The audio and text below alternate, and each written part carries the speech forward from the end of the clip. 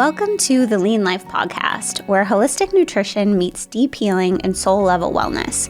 This is a space where we connect mind, body, and spirit, where lean means shedding the layers, returning to who you truly are, and nourishing yourself from the inside out.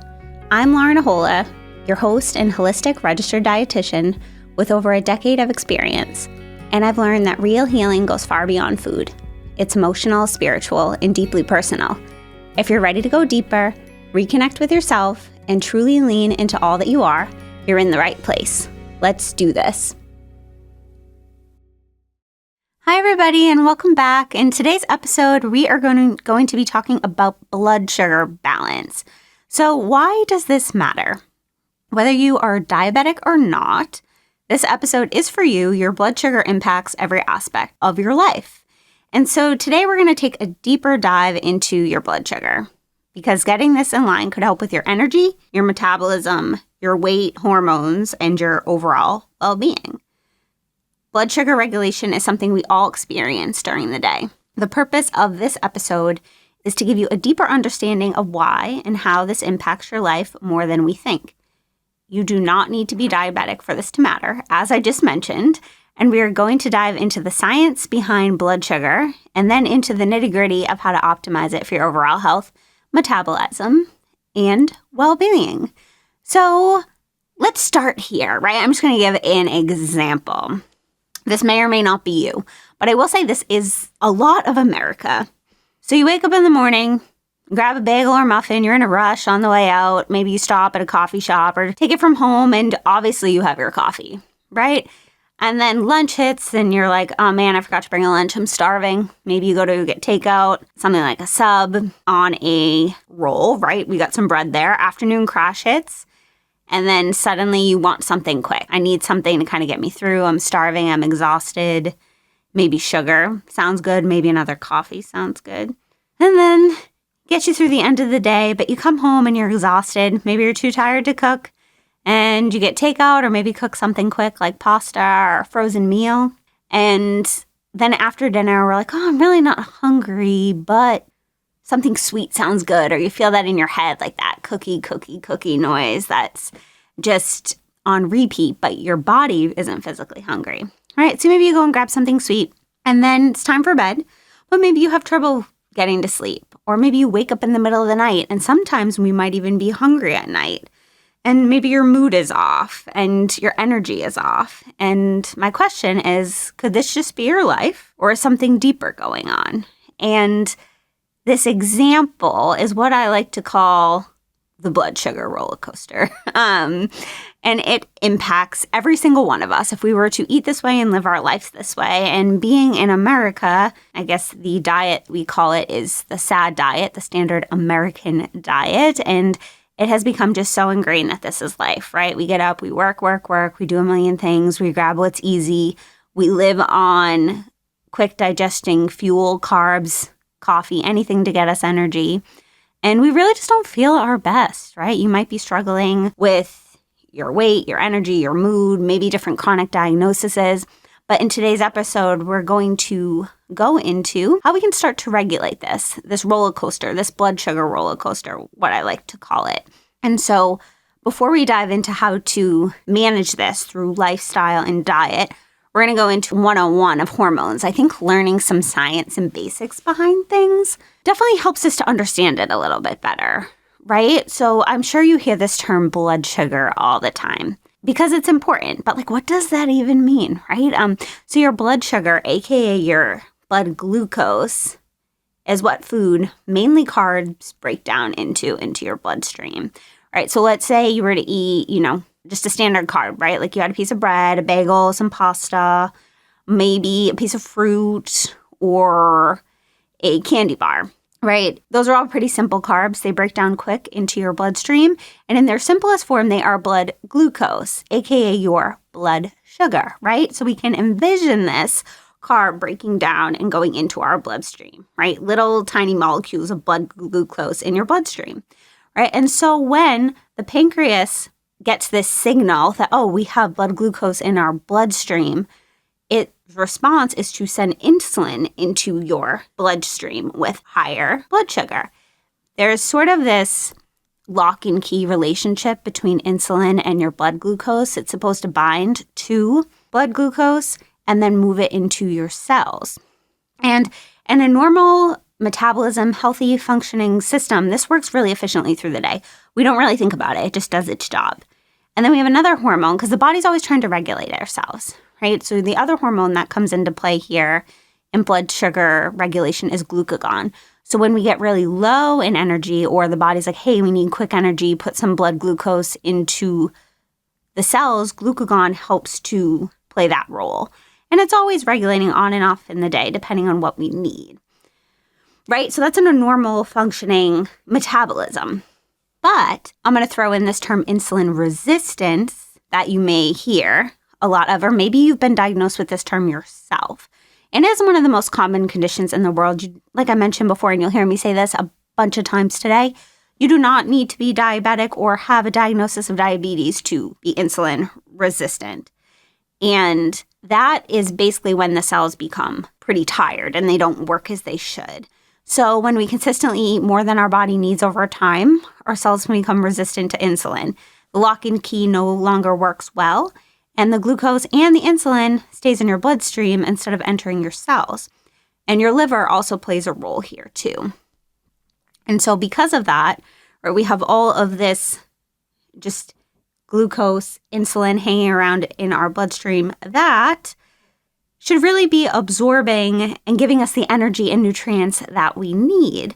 And over time, this relationship is often linked with weight gain, higher sugar, carb intake, and that's when we do it a lot, right? We all have those times and certain periods of our life where we're eating higher sugar, higher carbs, or maybe, we go on vacation and it's off our norm, or it's the holidays, right? But we're talking about this like long-term, high sugar, constant, high carb intake, and which can lead to decreased metabolic efficiency. So when we talk metabolic efficiency, right, we want all these processes to be working as they should. And if something becomes off, it throws off the whole system. This can eventually, down the road, lead to type 2 diabetes. And I want to say, too, to backtrack a little bit, that so your hormones like insulin, glucagon, there's so many hormones that we have in the body. I like to envision your hormones as like this interconnected like computer web system in your body that are sending all the signals to your organs, your cells, like every vital role to just be like, hey, you do this, you do that. And it's just working behind the scenes. And it's so amazing that our body can do that without us like actually consciously knowing. But when something goes off, and especially we're talking about your blood sugar today, I think it's a great place to start with all of your hormones because every single thing is connected. And then if your blood sugar is dysregulated, it can throw off all your other hormones too. So that's why this is so important and applies to every single one of us. And it's a lifestyle thing. We really can impact and see great improvements through our choices of what we eat and manage stress and move our bodies and how we really just try to live our best life. Not a perfect life, but a healthy, well-rounded, balanced life. And so we're just going to touch on diabetes and some diagnosis and like what that means a little bit, because I don't want you guys to be like freaking out about like insulin resistance and, oh my God, like I definitely have this and that. Most of us don't, but if you do, it's okay too. These things can be reversed, taken care of, managed through lifestyle, but just so you know where you fall, right? So there's 3 known types of diabetes. Type 2 diabetes is the most common. And this is more of a lifestyle thing that people get later on in life. And this is related to insulin resistance. When your insulin cells, liver, they become just resistant to managing your blood glucose over time because maybe through weight gain or too much carb intake, like everything just becomes tired. And so that is more of a cell resistant type thing. And then we have type 1 diabetes, which is more of a juvenile thing that we're often diagnosed with as kids. And that is more autoimmune. Like the cells are, autoimmune is when your body attacks itself, right? So in autoimmune type 1 diabetes, the body is kind of attacking your pancreas, making your pancreas produce little to no insulin. So it's not exactly a resistant thing, but your pancreas just isn't producing enough. So people with type 1 usually almost pretty much always require insulin before or after meals to just kind of do that job. And then there's a type in between, type 1.5, which is more uncommon. That's also autoimmune, But that has a slower progression. So you might not be diagnosed with it as young or more managed through lifestyle, but later on in life, teens, 20s, 30s, could even be diagnosed then. Slower progression, still insulin related. And like I said, most people don't have a diagnosis, but insulin resistance, super common, and just managing your blood sugar in general can be helpful for every single one of us. So what influences your blood sugar, right? Diet, number one thing we're going to go into today. I believe it's probably one of the number one things of all. We have a lot of more control over that. High sugar, high carb intake over time. So looking into different types of carbs, right? The biggest thing you want to watch out for is added sugars.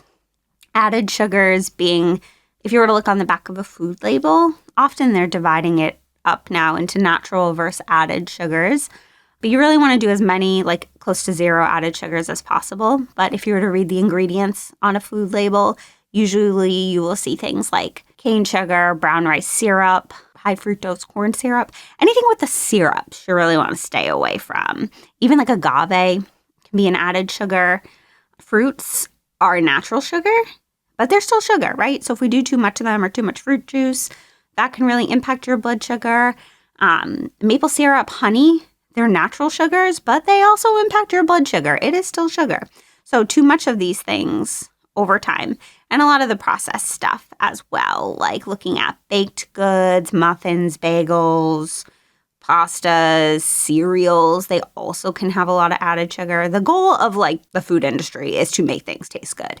So we're going to pump in sugar and all artificial ingredients because it's cheap, it hooks you. Sugar lights up the same chemicals in your brain as does cocaine, so it is very addicting. So just think about it, right? We're running on this over time. It's not natural. It's going to have some metabolic blood sugar insulin effects. And then, as I was saying too, like sugar is a type of carb. So you won't look on the back of a food label and see tons of sugar in like a bread, a pasta, or rice, but you will see the total carbs high, and total carbs break down into your blood sugar. So too much of those over time as well can have a very similar effect. And so not to say we don't need some carbs, because I'm not one to like want to approach this very restrictive, disordered eating, perfectionism diet, but just looking at from like, oh, what is best serving my body and how can I impact my life and feel really good? It's like, yes, we can still do some of those things, but we'll go into how to manage it better. What else influences your blood sugar? Not enough protein, healthy fats, and vegetables with your meals. So if we eat what I like to call like those naked carbs, right? Like just a muffin, a bagel, bread, just cereal for breakfast, it's instantly going to give you like a blood sugar spike.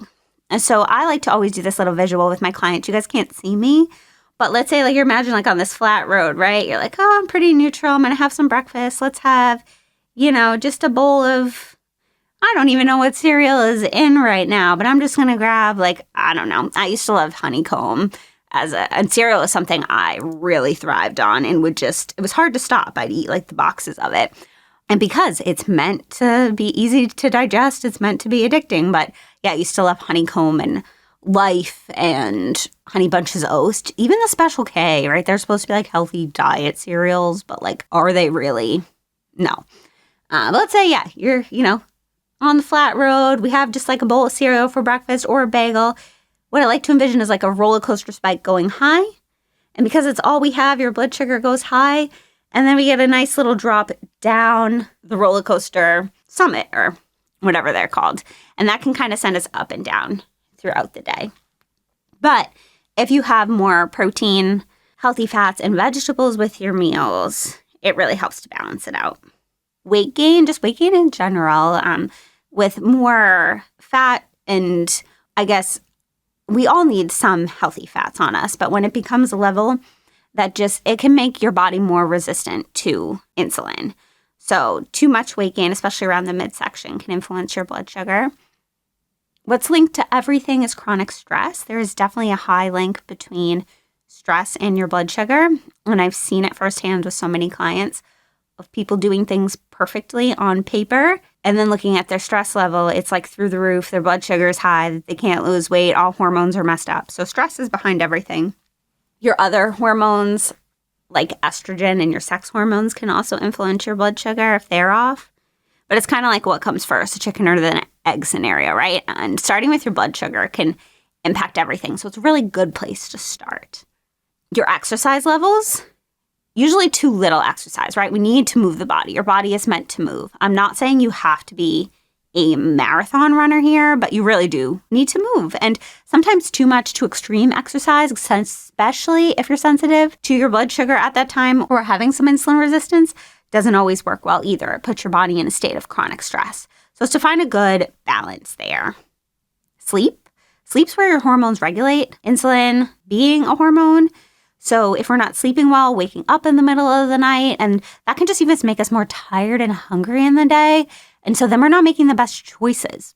These two are not modifiable factors, right? But age and genetics. The rest are things that we can focus on. But your age and genetics can impact things too. I work with so many clients that come to see me in like their late 40s, 50s, 60s. And they're like, oh my God, I just can't lose weight like I used to. And, there's all those factors with hormones and age and muscle mass that can really make things harder to lose weight and manage your blood sugar. But there's things we can do to manage that in a different way. And then genetics, of course, can always be a factor. But I will say, depending on what you eat, how you move your body, manage your stress, you really do have quite an ability to turn on and off your genes. And there could be two identical twins to follow completely different diets or lifestyles.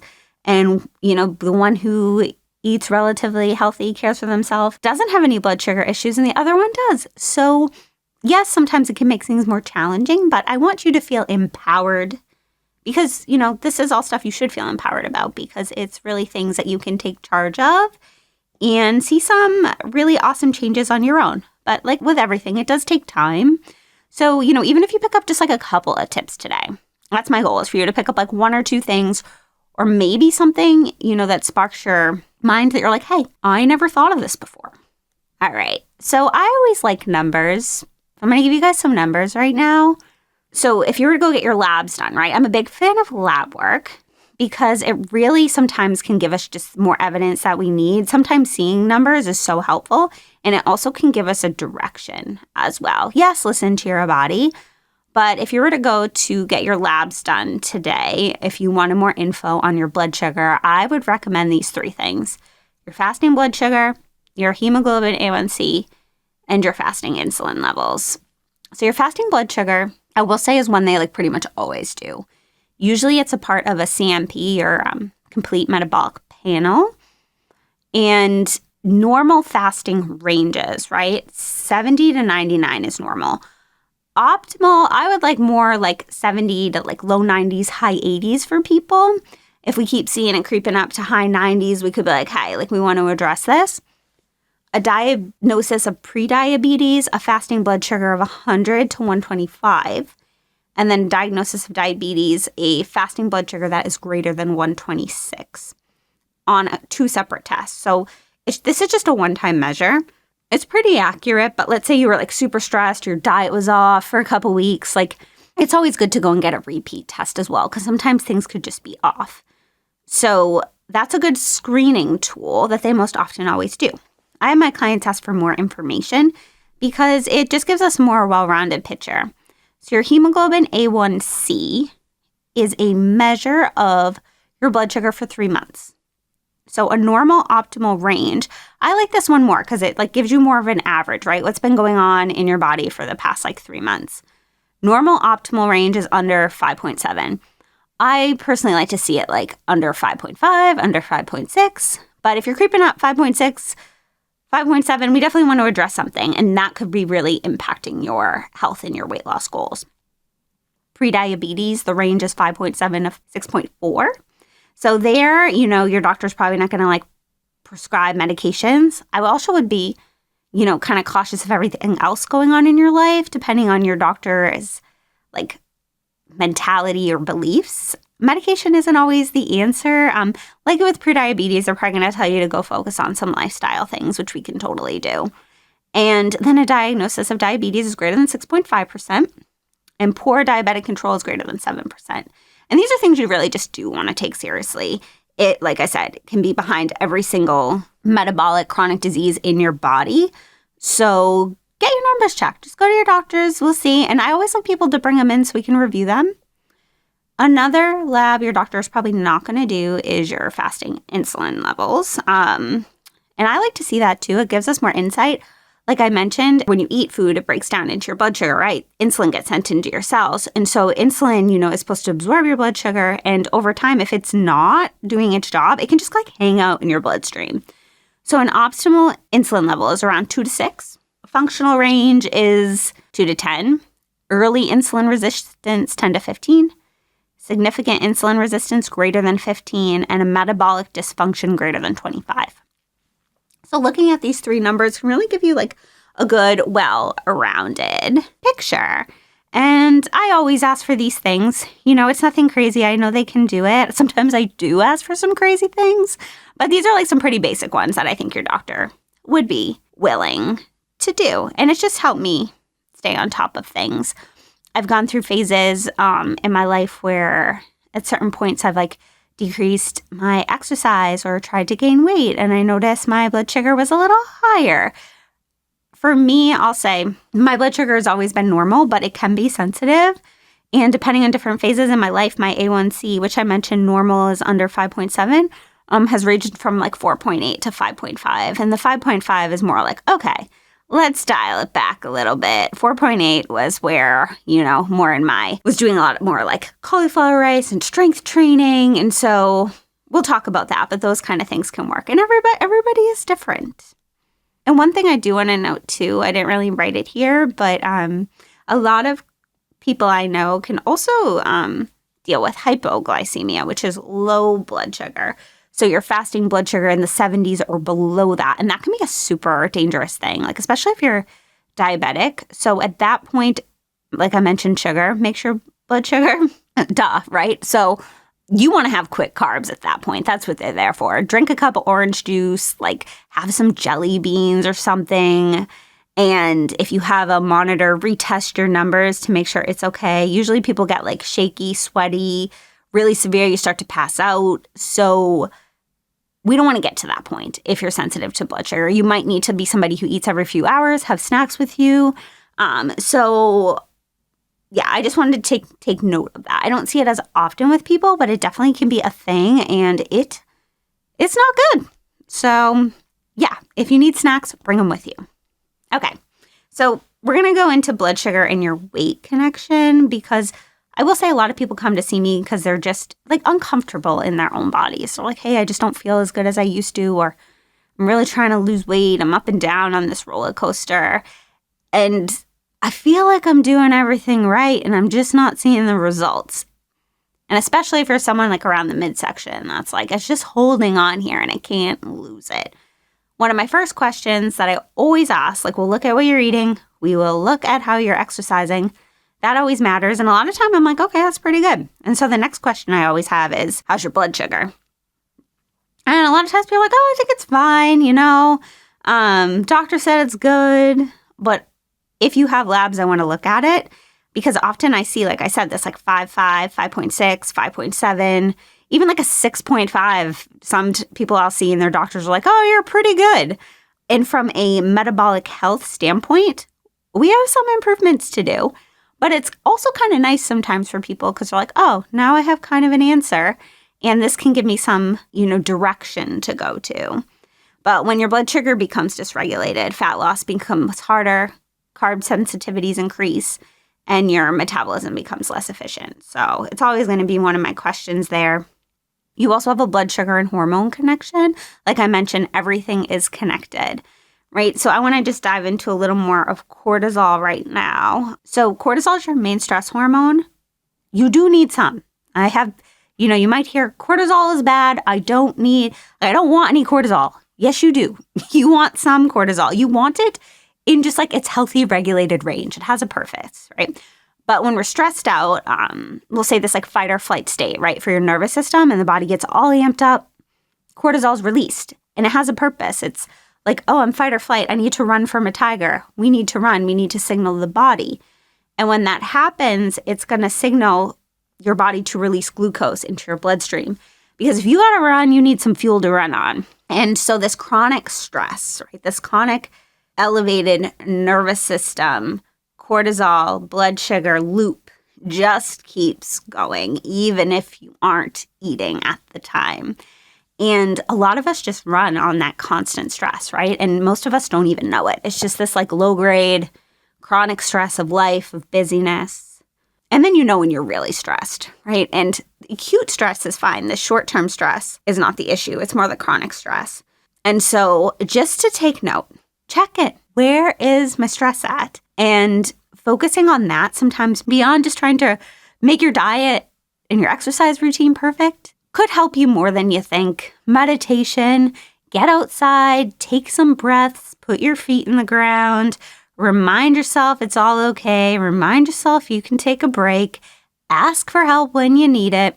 All this cortisol dysregulation is a really big issue in the world, and it's behind every chronic disease. But like I said, you do need some. And often I see like this midsection weight gain, right? Elevated blood glucose, elevated cortisol go hand in hand with a weight gain in your midsection. Other hormones that I want to touch on today, your sex hormones, estrogen, progesterone, testosterone, going into like, especially for women, menopause, perimenopause can really be a big shift. Biggest one is estrogen. What I see all the time is these women come in to see me like late 40s, 50s, 60s, and they're like, I just keep gaining weight. I don't know who I am anymore. I've, so disconnected from my body. It's all around my midsection. And I'm like, okay, which, knowing they're in menopause or going into menopause, I see it all the time. Decreased estrogen and often increased blood sugar and increased cholesterol, even with continuing to eat well and exercise. So a lot of times what used to work doesn't work anymore. So we just have to start to look at things a different way. We can still really, really improve things, but it is a trend I notice. So if you're in that age range and you haven't looked into your blood sugar yet, like that could be a really helpful thing for you to do. And a couple things that also impact your blood sugar, your triglycerides, your cholesterol level, they go hand in hand as well. So oftentimes, as we get older, a lot of people are just like, oh, the doctor said it's inevitable. I got to go on a statin. My cholesterol's high. My triglycerides are high. But when I see the link between blood sugar, it's something that can really, really help lower those levels. And often with looking at cholesterol, it's like used to be don't eat eggs, don't eat meat. But what we've come to know more and more, it's not the red meat or eggs, the cholesterol in the foods that make your cholesterol. It's more the sugar. So balancing your blood sugar, decreasing the sugars in your diet can have such a great impact on your cholesterol, as well as your blood pressure, right? So if we have a lot of like insulin and blood sugar hanging around in your bloodstream, it can put a lot of pressure into your veins, right? And there's such a link with blood pressure there as well. And then over time, an unmanaged diabetes risk can sometimes lead to kidney disease, which is much more in like unmanaged long-term severe cases. But I would just say, you really don't want that. I've worked in hospitals and long-term care, and this episode is not to put fear into you. It's more just to empower you to take aligned preventative action. All right, so what are some symptoms your blood sugar may be off? You experience a lot of fatigue. You have the energy highs and the energy crashes, specifically those afternoon crashes. Like I am one to be very sensitive to this time of day, 2 to 4 p.m. It's like, oh my gosh, I need a nap, or maybe I need a snack or a coffee because the nap isn't really accessible. So let's just reach for the quick energy. You have poor sleep, or you're waking up in the middle of the night. Waking up in the middle of the night can sometimes be a hormone, stress, cortisol, or blood sugar thing. You have difficulty losing weight, brain fog, poor focus, and abnormal cholesterol or blood pressure. So those could all be some common things that you want to dive into your blood sugar a little bit more. Okay, so let's get into the details of how to eat for blood sugar balance. And this is the core of what I teach. And if you listen to the previous episodes of like looking at macros and food as energy, one of the main reasons I put it that way is because of your blood sugar, right? So let's kind of get into this formula, and I'll give you some examples. So how to manage your blood sugar. We want to get an average of 20 to 40 grams of protein at your meals and about 10 to 20 grams of protein at snacks, if needed, divided through the day. So what does that look like?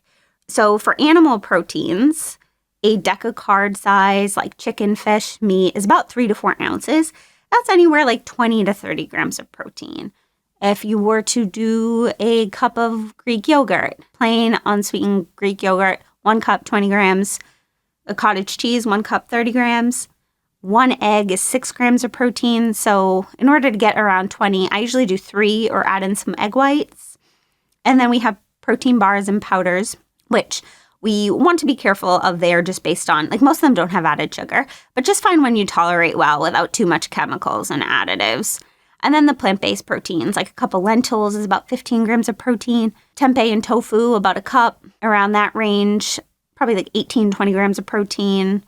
And then beans, maybe 10 grams of protein. So it's kind of picking something in those categories and having it with all your meals and snacks. Some of the plant-based proteins do have some carbs in them, but there's more fiber. But the animal ones, really no carbs unless it's breaded or something. And it really helps to stabilize your hunger, your hormones, and your blood sugar. And so what we also want to get throughout the day is fiber. Fiber is a non-digestible form of carbs, so it does not have the same effect on your blood sugar. It actually helps to regulate it and slow things down without those spikes. It's good for your gut and getting some kind of fiber source at all your meals as well, right? So fiber can be found in mostly plants, lots of vegetables, fruits, berries being like one of the raspberries, highest fiber fruit out there. But you can get good variety, in other kinds of berries, apples, pears, some melons. We don't want to overdo it, but mixing it up throughout the day can be really helpful. Also found in whole avocados. A lot of nuts and seeds have really good fiber. Chia seeds, flax seeds, walnuts, almonds, hemp seeds, as well as beans and lentils. They're like half carbs, fiber, and protein. So dividing those through the days, through the meals, that protein fiber balance is really, really nice. Along with 1 to 2 tablespoons of healthy fats at your meals. Healthy fats can also help to slow down your blood sugar regulation. I have a friend, which she'll be on the podcast eventually, but she's really working on managing autoimmune diabetes. One thing that I've learned from her is just seeing her numbers of how well she responds to healthy fats in her meals, like adding a little olive oil to something can really, really lower her blood sugar. So that's been really interesting to see. And then having half your plate veggies at meals. Vegetables are so low carbs. They're carbs, but they're so low carbs. And they give you volume, they give you fiber. So for lunch and dinner, if we can make like half our plate veggies, and breakfast can be harder, but any way we can sneak it in there is a really helpful way. So what does that look like in a day? Like, let's say you wake up in the morning and you have 3 eggs with a little feta and spinach and maybe some apple slices. We get a little protein, veggies, some fiber in there. You cook it in oil. It's perfect. Eggs are one of the best ways to start your morning for blood sugar regulation. I see it time and time again with glucose control monitors. And then mid-morning, maybe start to get a little hungry. You did a little workout, you need a little snack. We do some plain Greek yogurt with some blueberries in it. If you want extra fiber, a little pizzazz, chia seeds or hemp seeds could be nice to add. And lunch rolls around. We do a big green salad with olive oil, sea salt, and lemon juice. Maybe add that like decacard-sized chicken. If you want to get, extra stuff, a little nuts or avocados. In the afternoon, maybe reaching for like a 4th cup, handful of nuts, just to kind of get you through, can actually bring you true energy versus the cookie and coffee. And nuts are a great combo. They have a lot of healthy fats, protein, and fiber. So it's like you get all 3 in one. And then for dinner, right, we don't have to overthink it, but if you kind of look at your plate, like palm size, fourth your face, some kind of protein. So let's say we did salmon. And then we filled half our plate with vegetables. Maybe I had a little salad and then had some green beans. And then 4th my plate, I'm going to do some like roasted sweet potatoes.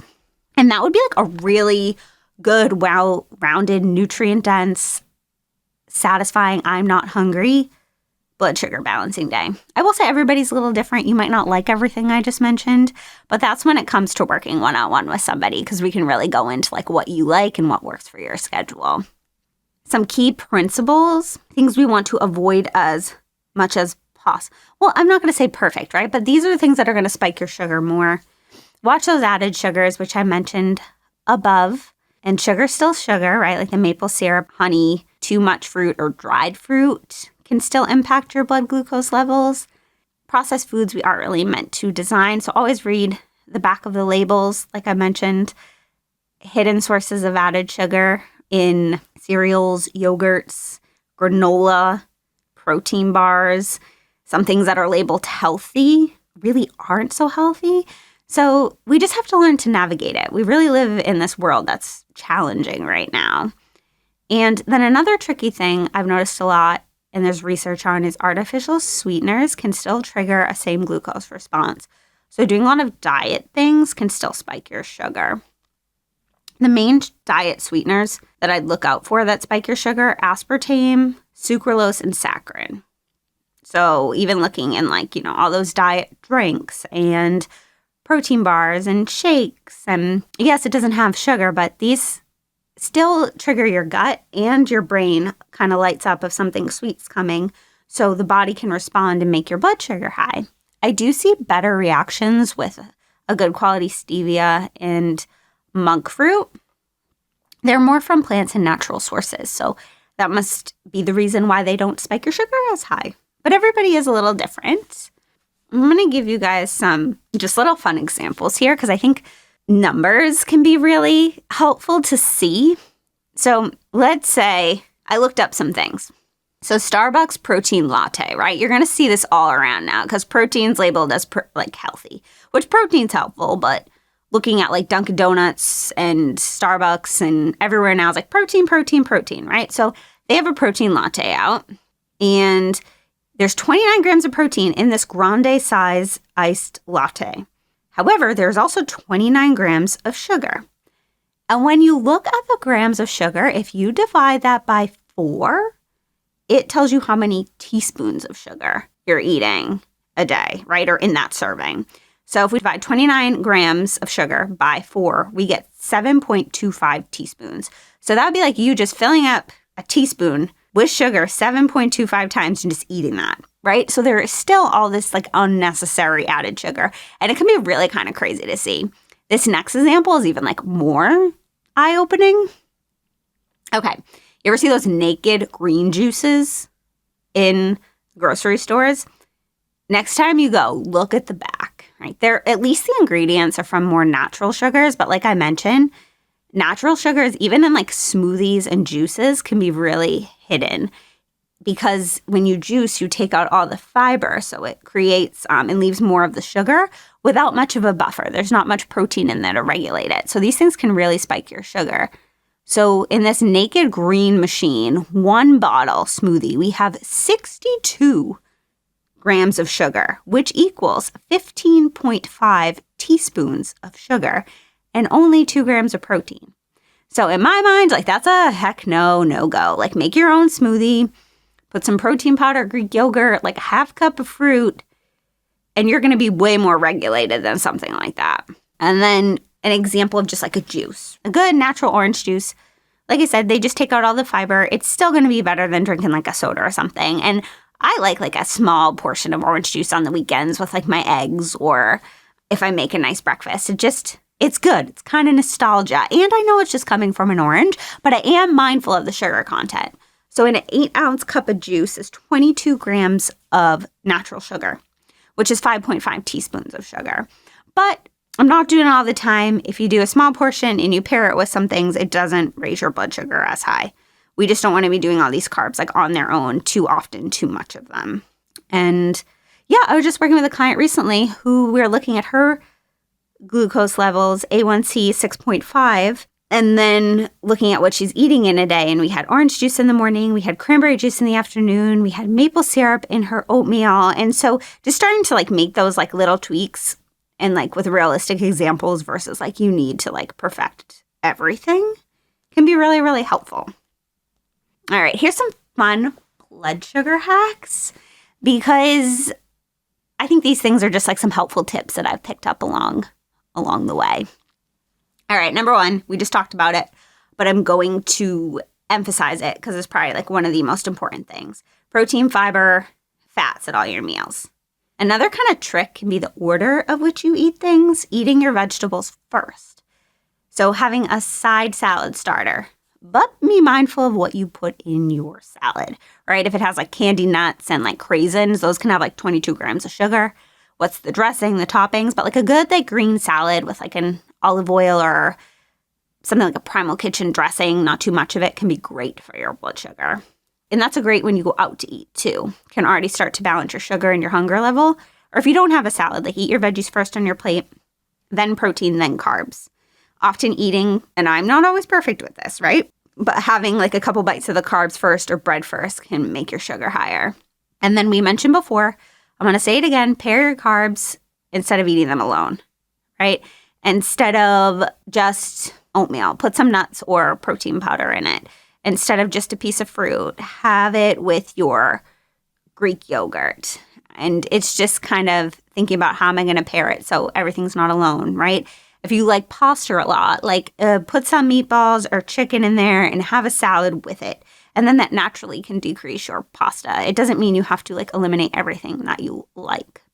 Another really nice tip is walking 5 to 10 minutes after your meals. This one, it doesn't seem like it does much, but it really can start to lower your blood sugar. And if you can walk more in the day, great. But like, I just want you to know it does not have to be this like 30-minute to an hour commitment to see changes and results. Avoiding grazing all day and night, because the more we eat and we just pick on things, like your body digests. And then sometimes if it's just like sweets or snacks, the roller coaster can come in. Another like optional thing you could try is lemon water before your meals or a little apple cider vinegar. So there has been some good research. I really like this girl, the Glucose Goddess. Her Instagram has so many cool visuals. But if you were to look on her lemon water one, it's really kind of cool of how it decreases your blood sugar spikes. But doing a little lemon water before your meals, if you tolerate that without the acidic feeling, can be great. Also, same with apple cider vinegar. Like a teaspoon in water is a good place to start. And that sometimes can lower blood sugar and also cravings. But if it does cause any heartburn, please stop it. It's not for everybody. And so, yeah, those are my little extra tips. Let's see, hidden blood sugar triggers. Things you might not expect that could be making your blood sugar high. Too much intense exercise.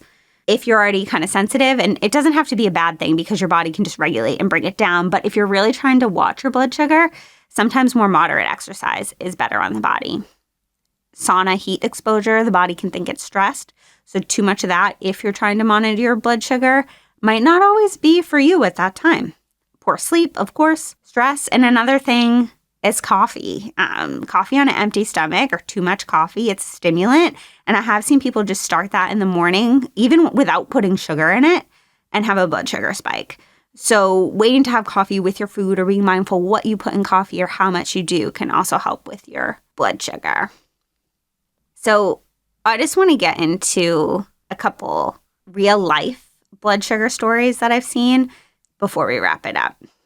So I have a lot of my clients get the continuous glucose monitors, a CGM, or if you are, sometimes like based on your blood sugar levels, insurance may cover it, or if doctors often prescribe the finger sticks as well. You can check them on your own if needed, if you do have a blood sugar regulation issue.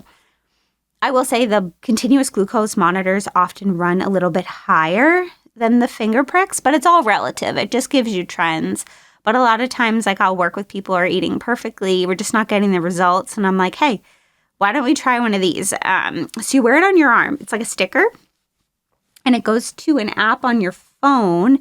And it tracks your blood sugar. And then you can kind of track what you eat and see all the trends. But what I've noticed is nobody is the same. And such various crazy things can spike people's sugar. So a client I was working with, really into fitness, right? And she was referred to me from her gynecologist. Her gynecologist was like, hey, her A1C is rising. I don't want to put her on HRT until we can get this blood sugar down. she's in like the best shape ever and eating well. And so I was like, we just need more evidence. And so looking at the glucose monitor, for about a month, was able to see where she was spiking, especially from like a glass of wine at night. Or sourdough were huge.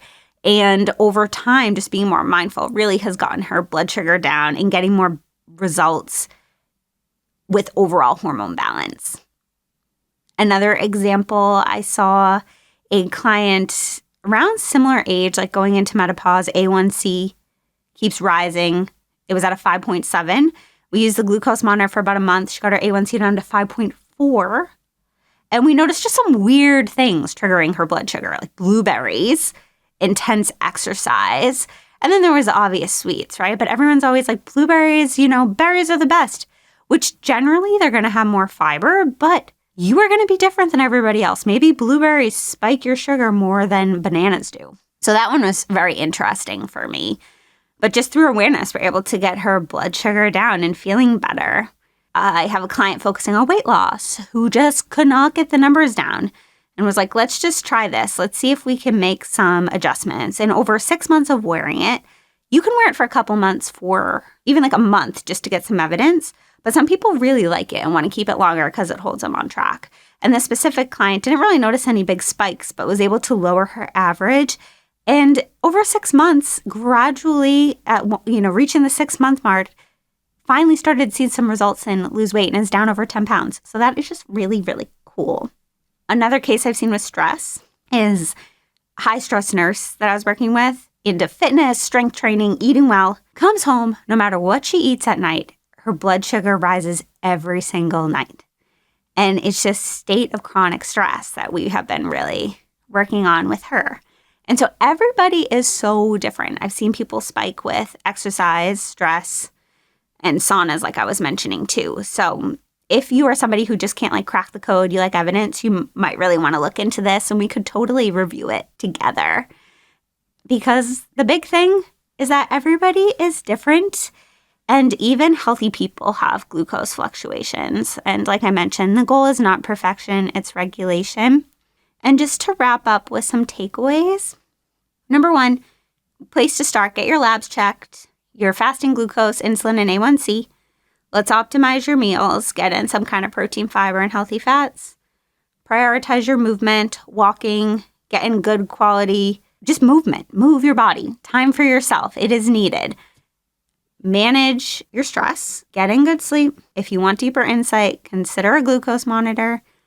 And if you want more of a personalized approach, don't hesitate to reach out or find a dietitian or functional practitioner to work with, because this is where you get the real results, is not just looking at this is what everybody else is doing.